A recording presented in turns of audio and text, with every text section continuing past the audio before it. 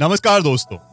1 फरवरी को इंडिया का बजट आने वाला है, इंडिया का नेशनल बजट। हर साल की तरह अब बजट के एक टाइम पे सबके दिमाग में एक ही सवाल होता है, इस बार बजट में क्या आने वाला है। बट मैं आज ये वीडियो एक अलग एंगल से आज मैं बात करने वाला हूँ, ये नहीं कि बजट में क्या आने वाला है, ऑब्वियसली वो तो हमें अभी पता नहीं है, बट हम आम आदमी, the mango people of India, हम आम इंसान क्या चाहते हैं बजट। अलग अलग एंगल से बात करेंगे, अलग अलग सेगमेंट्स ऑफ सोसाइटी से हम क्या चाहते हैं। ना सिर्फ मार्केट्स, ना सिर्फ हेडलाइंस, बट घर का राशन, सैलरी का EMI, किसान की फसल, छोटे दुकानदार की दुकानदारी, स्टूडेंट का फ्यूचर और मिडिल क्लास।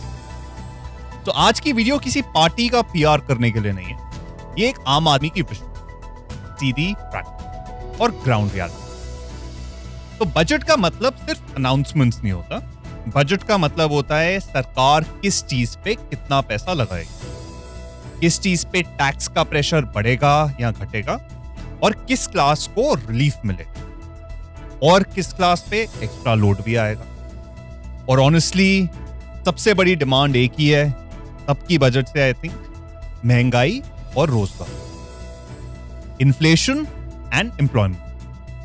क्योंकि जब पेट्रोल, दूध, सब्जी ये सब महंगा होता है और जॉब सिक्योरिटी वीक होती है, तो बजट की हर लाइन सीधा घर पे। तो सबसे पहले बात करते हैं सैलरीड मिडिल क्लास, जो कि आई थिंक ज्यादातर हम जो इस वीडियो को देखते हैं उससे बिलोंग। इनका दर्द बहुत सिंपल है, TDS पहले कट जाता है, बाद में जीना मुश्किल हो जाता है। अब आज पब्लिक एक्सपेक्टेशन क्लियर है, इस पे स्टैंडर्ड डिडक्शन बढ़ाई जाए, टैक्स स्लैब्स रैशनलाइज करे जाएं और कंप्लायंस सिंपल हो।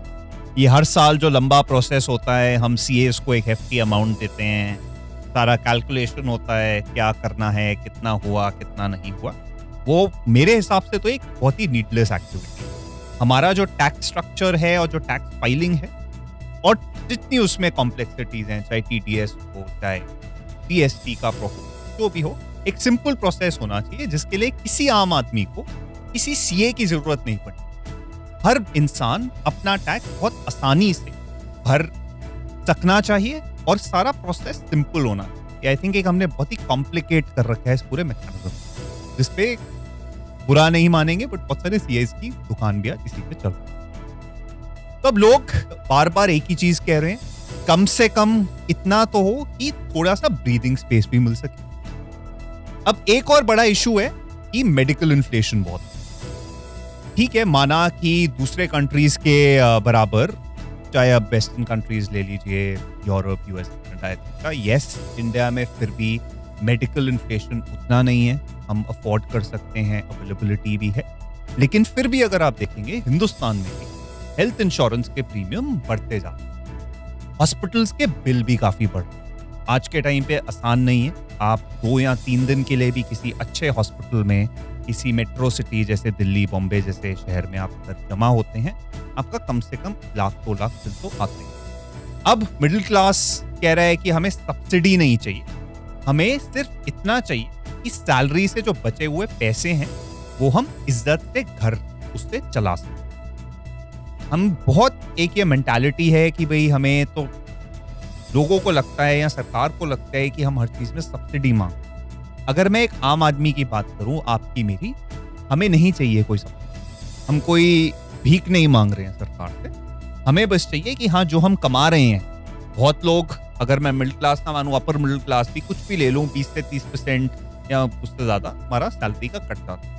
अगर 30% ले लूं जो कि अपर मिडिल क्लास या अपर मिडिल क्लास में आते हैं, एक तरह से आप 12 महीने में 4 महीने आप सरकार की, तो वो एक चुभने वाली बात है, जो कि एक अच्छा खासा अमाउंट बन जाए। हमको बस इतना चाहिए, हम जो पैसा कमा रहे हैं वो हमें उसे हम खर्च कर सकें या अपने पे लगा सकें। ये एक जो बहुत हेफ्टी अमाउंट जाता है, वो उस पे हमें थोड़ा रिलीफ।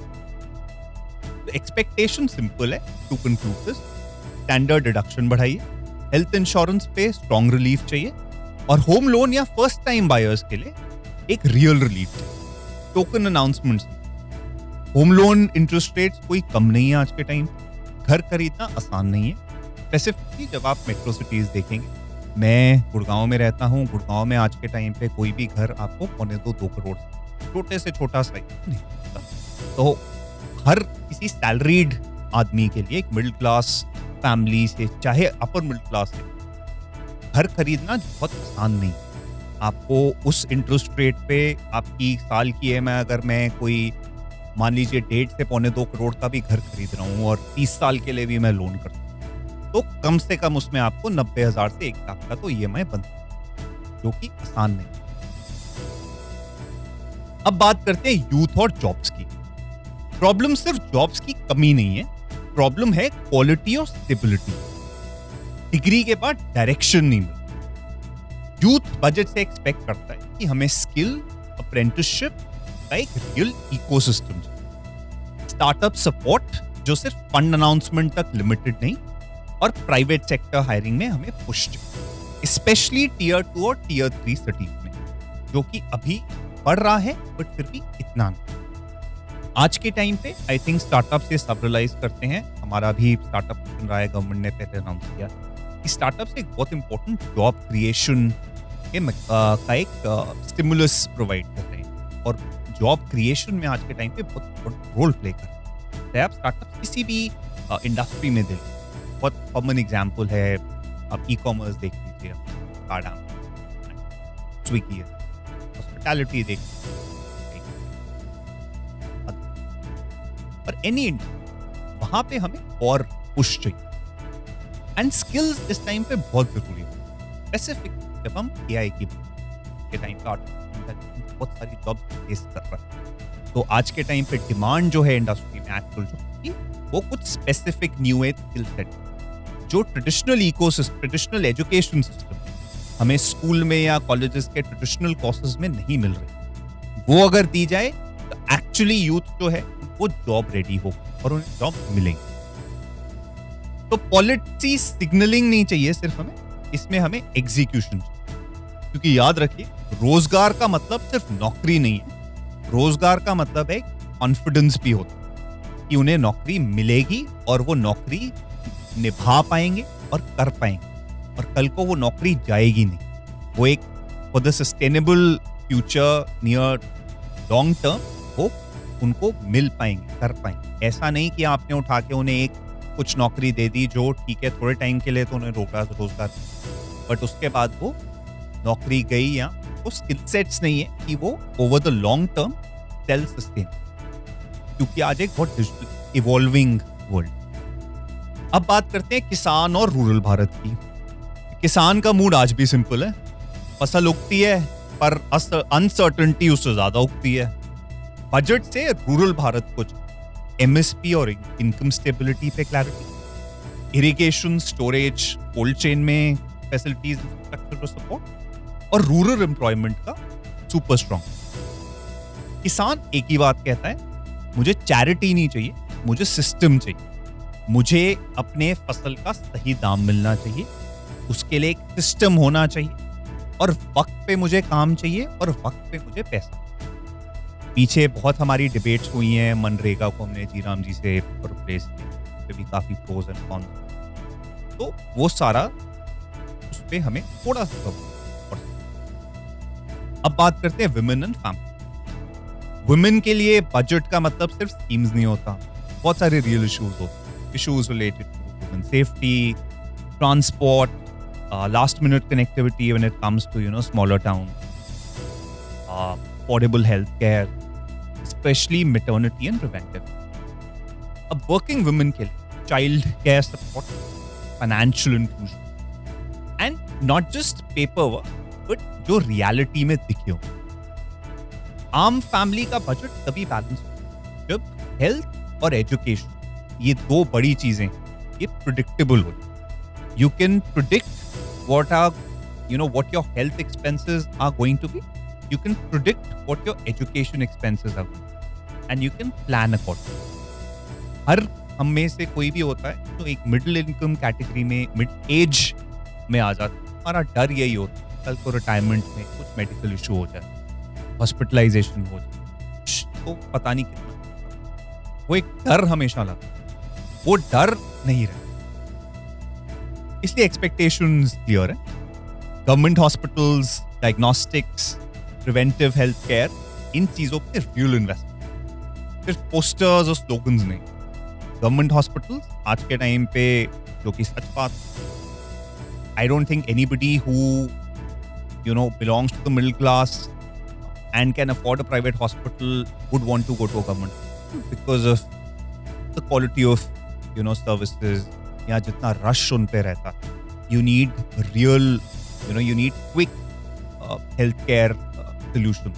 अगर आपको कुछ वहाँ गवर्नमेंट हॉस्पिटल में आज के टाइम पे आपको इमरजेंसी है और आपके पास दो ऑप्शंस हैं, मान लीजिए गवर्नमेंट हॉस्पिटल आपके घर से 10 मिनट दूर है, प्राइवेट हॉस्पिटल चाहे 15 मिनट ही दूर क्यों ना है प्राइवेट हॉस्पिटल, क्योंकि आपको वहाँ पता है कि एटलीस्ट आपको ट्रीटमेंट मिल जाएगा या इमीडिएटली आप भर्ती हो पाएंगे या कुछ इमरजेंसी केस। गवर्नमेंट हॉस्पिटल आप, क्योंकि अगेन डिमांड सप्लाई का गैप, लाइनें लंबी हैं, डॉक्टर्स लिमिटेड हैं, फैसिलिटीज लिमिटेड। अभी भी कुछ गवर्नमेंट हॉस्पिटल्स को छोड़ के, बड़े बड़े एम्स को छोड़ के, क्वालिटी का इशू है। चलिए गवर्नमेंट, अब विमेन से आते हैं एमएसएमईज पे और स्मॉल बिजनेसेस, छोटे बिजनेसेस एंड मीडियम एंटरप्राइज। अब इनका स्ट्रगल रियल है। Cash flow, GST compliance, working capital and delayed payments. MSMEs budget से चाहते हैं इजियर क्रेडिट गारंटी का expansion, faster payments ecosystem and insurance cost. क्योंकि एक बात याद रखें, एमएसएमई बचेगा तभी नौकरी बचेगी। एमएसएमई भी इस टाइम पे जॉब्स क्रिएशन का एक बहुत बड़ा सोर्स, बहुत बड़ी तादाद में लोग एमएसएमईज में काम करते हैं। अब वो अगर बढ़ेंगे और बचेंगे और बढ़ेंगे और खुलेंगे, तभी रोजगार और नौकरियां, उनका ख्याल रखना बहुत जरूरी। एमएसएमईज के बाद आते हैं महंगाई और हाउस होल्ड इकोनॉमी। अब आम आदमी को बजट से एक ही चीज चाहिए जब हाउस होल्ड इकोनॉमी बात होती है और महंगाई होती है। महंगाई पे कंट्रोल होना चाहिए, basic life affordable. Basic life आप क्या कहते हैं? साधारण सी चीज, आपका गैस का सिलेंडर, बच्चे हैं उनके स्कूल की फीस, रेंट है आप रेंट पे रहते हैं तो मेडिकल बिल्स, सब मिलकर घर को एक तरह से करंटली अगर मैं सबका सम करता हूँ तो थोड़ा घर को स्क्वीज कर दूँ। वहां पे सबको चाहिए कि गवर्नमेंट एक बैलेंसिंग एक्ट, जो उनके लिए टफ भी है। फिस्कल डेफिसिट भी आपको एक तरह से एक तरफ कंट्रोल करना है, दूसरी तरफ आपको ग्रोथ भी चाहिए। सिंपल लैंग्वेज में मतलब ये है कि वही हिसाब भी रखना है आपको और इंजन भी चलाना। इंजन ही कह लीजिए आप एक तरह से देश, और बीच में आपको आम आदमी का घर भी देखना है कि वो भी नहीं रुकना चाहिए। तो एक ये बैलेंसिंग एक्ट है गवर्नमेंट जो उन्हें थोड़ा एफिशिएंट कर। फाइनली एक्सपोर्ट्स और मैन्युफैक्चरिंग। अब इंडिया एक ग्लोबल पावर बनना चाहता है, कुछ हद तक उस दिशा में काफी प्रोग्रेस कर भी रहा है, और एक्सपोर्ट्स और मैन्युफैक्चरिंग को मेजर उसके पुश चाहिए, जो कि हमारे प्रधानमंत्री जी का भी हमेशा से फोकस रहा है, स्पेसिफिकली मैन्युफैक्चरिंग। ब्रॉडली अगर आप देखें, इंडिया एक services based country. Manufacturing is still not, you can't still call India manufacturing, based economy.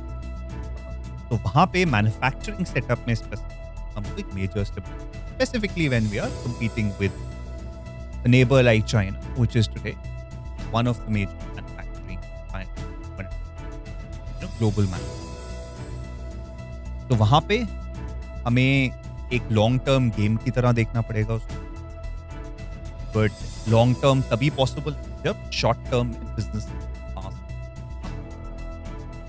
तभी वो मैन्युफैक्चरिंग ओवरऑल हमारी बढ़ेगी। तो अब दोस्तों, बजट एक्चुअली अगर आप देखेंगे तो एक दिन का इवेंट नहीं हो। बजट हमारी जिंदगी का एक तरह से ब्लूप्रिंट होगा। बजट के दिन टीवी पे बहुत नॉइस होगा, नंबर्स आएंगे, सारे न्यूज चैनल्स रन करेंगे, पॉलिटिकल पार्टी स्लोगन्स करेंगी, आपको ग्राफ्स दिखाए जाएंगे।